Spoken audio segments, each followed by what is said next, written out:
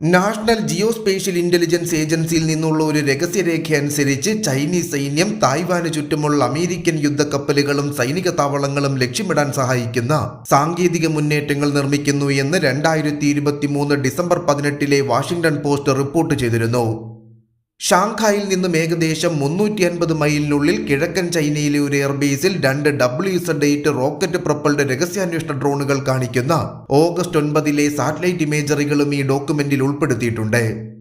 ഒരു informed strategy രൂപപ്പെടുത്തുന്നതിനോ ഭാവിയിലെ സംഘർഷത്തിൽ മിസൈൽ ആക്രമണം നടത്തുന്നതിനോ തത്സമയം മാപ്പിംഗ് ഡേറ്റ ശേഖരിക്കുന്നതിനോ ചൈനയെ സഹായിക്കുന്ന ഒരു അത്യാധുനിക നിരീക്ഷണ സംവിധാനമാണ് ഈ ഡ്രോണുകളെന്നും റിപ്പോർട്ട് കൂട്ടിച്ചേർക്കുന്നു. ഇന്തോ പസഫിക് മേഖലയെ മുഴുവൻ നിരീക്ഷിക്കാനുള്ള കഴിവ് ചൈന നിലവിൽ വികസിപ്പിക്കുകയാണ്. അതിനാൽ ചൈനയുടെ നൂതന നിരീക്ഷണവും വിവരശേഖരണ സാങ്കേതിക വിദ്യയും തായ്വാനും അമേരിക്കയ്ക്കും മാത്രമല്ല ഇന്ത്യ ഉൾപ്പെടെയുള്ള ഇന്തോ പസഫിക് മേഖലയെ സംബന്ധിച്ചിടത്തോളം ആശങ്കാജനകമാണ്. ഡ്രോണിന്റെയും ആന്റി ഡ്രോൺ സാങ്കേതിക വിദ്യകളുടെയും പ്രാധാന്യവും അവയുമായി ബന്ധപ്പെട്ട വെല്ലുവിളികളും ഡ്രോൺ സാങ്കേതിക വിദ്യയുടെ വ്യാപനവും കണക്കിലെടുക്കുമ്പോൾ ഡ്രോൺ യുദ്ധം ആധുനിക സൈനിക തന്ത്രത്തിന്റെ അവിഭാജ്യ വശമാണെന്നത് വ്യക്തമാണ്. അതിനാൽ ദേശീയ താൽപര്യങ്ങൾ ഫലപ്രദമായി സംരക്ഷിക്കുന്നതിനായി ഈ രംഗത്ത് ഇന്ത്യ മുന്നേറേണ്ടതിന്റെ ആവശ്യകത ഇത് അടിവരയിടുന്നു. സ്ട്രാറ്റജിക് റിസർച്ചിനായുള്ള ജൂലൈ 2023 പ്രബന്ധത്തിൽ ഹിമാലയൻ പരിസ്ഥിതിയിൽ UAVകൾ ചൈനയ്ക്ക് ഒഴിച്ചുകൂടാനാവാത്ത ശക്തിയായി മാറിയെന്നും പിന്തുണാ സംവിധാനങ്ങൾ, intelligent command, search and rescue സംവിധാനങ്ങൾ, സ്വാമിംഗ് ആക്രമണങ്ങൾ എന്നിവയ്ക്കായി ഡ്രോണുകളെ പ്രാപ്തമാക്കുന്നുണ്ടെന്നും വിശദമാക്കിയിരുന്നു. എന്നാൽ ലോജിസ്റ്റിക്കൽ സപ്പോർട്ട്, അതിർത്തി നിരീക്ഷണം, യുദ്ധനാശനഷ്ടം വിലയിരുത്തൽ, artillery spotting, sniping, mine clearance, communication support തുടങ്ങിയ ദൗത്യങ്ങൾക്കായി മാത്രമേ ചൈന ഇന്ത്യയുമായുള്ള അതിർത്തിയിൽ UAVകൾ ഉപയോഗിക്കുന്നുള്ളൂ എന്നും ഈ പ്രബന്ധം അഭിപ്രായപ്പെട്ടു. എന്നിരുന്നാലും അവരുടെ വിശകലനം ഹിമാലയൻ മേഖലയിൽ ചൈനയുടെ UAVകൾ ഉപയോഗിക്കുന്നതിലെ വെല്ലുവിളികളും കണക്കിലെടുത്തിരുന്നു. ഡ്രോണുകൾക്ക് തകരാറുണ്ടാക്കുന്ന കഠിനമായ കാലാവസ്ഥയും ഉയർന്ന ഉയരങ്ങളിലെ നേർത്ത വായു കാരണം എയറോഡൈനാമിക് പ്രകടനം കുറയുന്നതും ഇന്ത്യയുടെ മികച്ച UAV പ്രതിരോധവും ഈ പ്രബന്ധത്തിൽ ഉൾപ്പെടുത്തിയിരിക്കുന്നു. ഇന്ത്യൻ ഭാഗത്തേക്ക് നുഴഞ്ഞു കയറുന്ന ജിഹാദികളെ പിന്തുണയ്ക്കാൻ അന്താരാഷ്ട്ര അതിർത്തിയിൽ, പ്രത്യേകിച്ച് ജമ്മു കാശ്മീരിൽ ആയുധങ്ങൾ, വെടിമരുന്ന്, മയക്കുമരുന്ന്, വ്യാജ ഇന്ത്യൻ കറൻസി എന്നിവ കൊണ്ടുപോകാൻ പാകിസ്ഥാനും ഡ്രോണുകൾ വിന്യസിക്കുന്നു.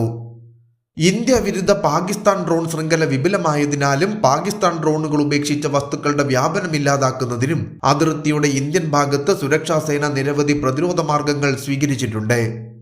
നൂതന ഡ്രോൺ നിർമ്മാണ സാങ്കേതിക വിദ്യയുള്ള തുർക്കി ബൈറക്ടർ ഡ്രോണുകളുടെ ചില പതിപ്പുകൾ ഇസ്ലാമാബാദിന് നൽകിയതോടെ പാകിസ്ഥാന്റെ ഡ്രോൺ ഉപയോഗം വൻതോതിൽ വർദ്ധിച്ചു. തുർക്കി അതിന്റെ ഡ്രോൺ സാങ്കേതിക വിദ്യ അപ്ഗ്രേഡ് ചെയ്തതോടെ അവരുടെ വിപുലമായ ഡ്രോണുകൾ വാങ്ങുന്ന പ്രധാന രാജ്യമായി പാകിസ്ഥാൻ മാറി. 2020 നും 2022 ഇടയിൽ ഇന്ത്യ പാകിസ്ഥാൻ അതിർത്തിയിൽ കണ്ട 492 ഡ്രോണുകളിൽ 311 എണ്ണം 2022 104 എണ്ണം 2021 77 എണ്ണം 2020 2023 ജൂലൈയിലെ കാർണഗി ഇന്ത്യക്ക് വേണ്ടിയുള്ള ഒരു ലേഖനത്തിൽ വ്യക്തമാക്കുന്നു. ഇന്ത്യയുമായുള്ള അതിർത്തി സംഘർഷങ്ങളിൽ ശക്തമായ ഡ്രോൺ വിന്യാസത്തിന് പാകിസ്ഥാൻ ശ്രമിക്കുന്നുവെന്നാണ് ഈ കണക്കുകൾ കാണിക്കുന്നത്. പാകിസ്ഥാന്റെ വർദ്ധിച്ചു വരുന്ന ഡ്രോൺ നുഴഞ്ഞുകയറ്റങ്ങൾ ഇന്ത്യയുടെ അതിർത്തി സുരക്ഷാ സേനയ്ക്ക് ഒരു പുതിയ വെല്ലുവിളിയെ അഭിസംബോധന ചെയ്യേണ്ടി വരുന്നു. പാകിസ്ഥാന്റെ കൈകളിലുള്ള ഡ്രോണുകൾക്ക് ഉയർന്ന ഉയരത്തിലും കുറഞ്ഞ വേഗതയിലും പറക്കാൻ കഴിയുമെന്നതിനാൽ ഇവ കണ്ടെത്താനും തടസ്സപ്പെടുത്താനും ബുദ്ധിമുട്ടാണ്. ഈ ഡ്രോണുകൾക്ക് വലിയ ദൂരത്തേക്ക് പേലോഡ് വഹിക്കാൻ കഴിയുമെന്നതിനാൽ ആയുധങ്ങൾ, സ്ഫോടക വസ്തുക്കൾ, മയക്കുമരുന്ന്, മറ്റ് സാധനങ്ങൾ എന്നിവ അതിർത്തിയിലൂടെ കൊണ്ടുപോകാനുള്ള പ്രായോഗിക ഉപകരണങ്ങളാണിവ. സൈനിക സ്ഥാപനങ്ങൾ, നിർണായക അടിസ്ഥാന സൗകര്യങ്ങൾ, മറ്റ് ലക്ഷ്യങ്ങൾ എന്നിവയ്ക്കെതിരായ ചാരപ്രവർത്തനത്തിനും ഈ ഡ്രോണുകൾ ഉപയോഗിക്കാൻ കഴിയും. ഈ ഭയാനകമായ സുരക്ഷാ സാഹചര്യത്തോട് ഇന്ത്യ എങ്ങനെ പ്രതികരിക്കുന്നു എന്നതാണ് ലോകരാജ്യങ്ങൾ നിലവിൽ ശ്രദ്ധയോടെ നോക്കിക്കാണുന്നത്. രണ്ട് എതിരാളികളുമായും ഇന്ത്യ ഡ്രോൺ മത്സരത്തിൽ ഏർപ്പെടേണ്ടതുണ്ട് എന്നതിനാൽ ഇന്ത്യക്ക് വമ്പനായുധങ്ങൾ അത്യാവശ്യമാണ്. കർണാടകയിലെ ചിത്രദുർഗയിലെ എയറോനോട്ടിക്കൽ ടെസ്റ്റ് റേഞ്ചിൽ നിന്നും defence research and development organisation ഈ മാസം അതിന്റെ ഓട്ടോണമസ് ഫ്ലൈയിങ് വിംഗ് ടെക്നോളജി ഡെമോൺസ്ട്രേറ്ററും തദ്ദേശീയ ഹൈസ്പീഡ് ഫ്ലൈയിങ് വിംഗ് ആളില്ലാ വിമാനവും വിജയകരമായി പരീക്ഷിച്ചതായി റിപ്പോർട്ടുകൾ പുറത്തുവരുന്നു. DRDOയുടെ എയറോനോട്ടിക്കൽ ഡെവലപ്മെന്റ് എസ്റ്റാബ്ലിഷ്മെന്റാണ് ഈ UAV രൂപകൽപ്പന ചെയ്ത് വികസിപ്പിച്ചതെന്നും 2 ഇൻഹൌസ് നിർമ്മിത പ്രോട്ടോടൈപ്പുകൾ ഉപയോഗിച്ച് വിവിധ എലമെന്റൽ കോൺഫിഗറേഷനുകളിൽ 6 ഫ്ലൈറ്റ് ട്രയലുകൾക്ക് വിധേയമായിട്ടുണ്ടെന്നും പ്രതിരോധ മന്ത്രാലയത്തിന്റെ പ്രസ്താവന വ്യക്തമാക്കുന്നു.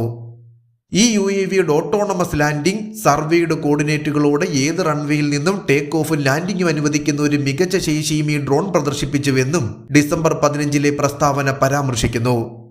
GPS നാവിഗേഷൻ മെച്ചപ്പെടുത്തുന്നതിനായി ഉപഗ്രഹാധിഷ്ഠിത ഓഗ്മെന്റേഷൻ ഉപയോഗിക്കുന്ന GPS aided geo augmented navigation റിസീവറുകൾ ഉപയോഗിച്ച് ബോർഡിലെ സെൻസർ ഡേറ്റ സംയോജിപ്പിച്ചാണ് ഈ നേട്ടം കൈവരിച്ചത് എന്ന് ഈ പരീക്ഷണം എടുത്തു കാണിക്കുന്നു.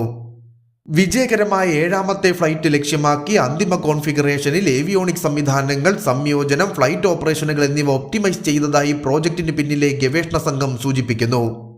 ഡ്രോൺ മത്സരം തുടരുകയായതിനാൽ വടക്കും പടിഞ്ഞാറുമുള്ള 2 എതിരാളികളിൽ നിന്നും ഡ്രോൺ ഭീഷണികളെ ഇന്ത്യ നേരിടേണ്ടതുണ്ട്. അന്താരാഷ്ട്ര അതിർത്തിയിലൂടെ ഇന്ത്യക്കെതിരെ ഡ്രോൺ തന്ത്രം മുന്നോട്ട് കൊണ്ടുപോകാനുള്ള പാകിസ്ഥാന്റെ ഉദ്ദേശം നിറവേറ്റുന്നതിനായി പ്രത്യേകതരം ഡ്രോണുകൾ ചൈന പാകിസ്ഥാന് നൽകിയിട്ടുണ്ടെന്നും അനുമാനിക്കപ്പെടുന്നു. മുൻപത്തെ പോലെ ഇന്ത്യ ഒരു പ്രതികരണവും കാണിക്കാതെ നിലവിൽ വെറുതെ ഇരിക്കില്ല എന്നതാണ് ഏറ്റവും ശ്രദ്ധേയം. പ്രധാനമന്ത്രി നരേന്ദ്രമോദിയുടെ സ്വാശ്രയ സങ്കല്പത്തിന്റെ ശക്തമായ പ്രോത്സാഹനത്തിന് കീഴിൽ പ്രതിരോധ മന്ത്രാലയത്തിന് നവീകരിച്ച സൈനിക ഉപകരണങ്ങൾ നൽകാൻ DRDO ദീർഘമായ മുന്നേറ്റം നടത്തിവരികയാണ്. Stealth wing flying test bed എന്നും സ്വിഫ്റ്റ് എന്നും അറിയപ്പെടുന്ന ഈ UAV സായുധ സേനയെ സ്വദേശിവൽക്കരിക്കാനും വിദേശ ആയുധ വിതരണക്കാരെ ആശ്രയിക്കുന്നത് കുറയ്ക്കാനുമുള്ള ഇന്ത്യയുടെ ശ്രമത്തിലെ ഒരു സുപ്രധാന ചുവടുവയ്പായാണ് പറയപ്പെടുന്നത്. ഈ ഡ്രോണിന്റെ airframe, undercarriage, flight control, avionic സംവിധാനങ്ങൾ എന്നിവ തദ്ദേശീയമായി നിർമ്മിച്ചതാണെന്നാണ് റിപ്പോർട്ട്. സ്വിഫ്റ്റ് ഡ്രോണിന് 3.96 മീറ്റർ നീളവും 4.8 മീറ്ററിന്റെ വിങ് സ്പാനും ഏകദേശം 1.043 കിലോഗ്രാം ഭാരവുമുണ്ട്. 2022 ഒക്ടോബറിൽ ജേണൽ ഓഫ് ഡിഫൻസ് സ്റ്റഡീസിനായി എഴുതിയ ലേഖനത്തിൽ അടുത്ത കാലത്തായി ഇന്ത്യ ഡ്രോണുകളുടെ ഉപയോഗം വർദ്ധിപ്പിച്ചിട്ടുണ്ടെന്നും പാകിസ്ഥാനും ചൈനയുമായുള്ള അതിർത്തി തർക്കത്തിന് അനുയോജ്യമായ ഡ്രോൺ തന്ത്രങ്ങളും നയങ്ങളും അനിവാര്യമാക്കിയിട്ടുണ്ടെന്നും പരാമർശിക്കുന്നു.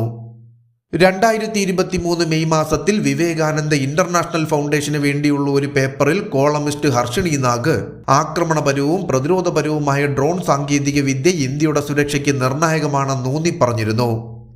സ്വിഫ്റ്റ് ഡ്രോണിന്റെ നിലവിലെ പരീക്ഷണം വഴി ഇന്ത്യ തങ്ങളുടെ ഡ്രോൺ ശേഷി മികച്ച രീതിയിൽ വർദ്ധിപ്പിക്കുകയാണെന്ന് ശത്രുക്കൾക്ക് വ്യക്തമാക്കി കൊടുക്കുന്നു.